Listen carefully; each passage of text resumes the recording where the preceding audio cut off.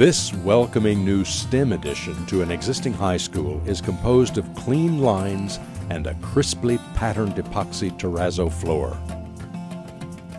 The terrazzo design in 4 muted tones showcases the Wildcat mascot in school colors. Because the entire school was under construction by all trades, the contractor had to put in long hours in restricted spaces. Sand and epoxy were used to flatten the concrete for the installation. The most demanding elements of this eye-catching installation were the poured-in-place handicapped accessible ramp, the short walls, and 20-foot-long tread and risers.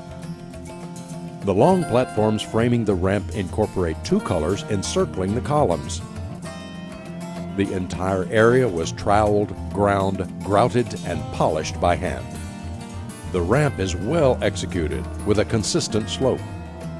Along with poured-in-place steps, precast tread and risers were installed on the main staircase to the 2nd floor.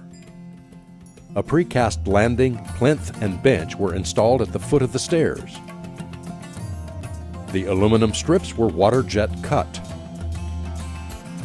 The nearly 9,000 square foot floor with a glass and marble aggregate mix was installed in 9 weeks.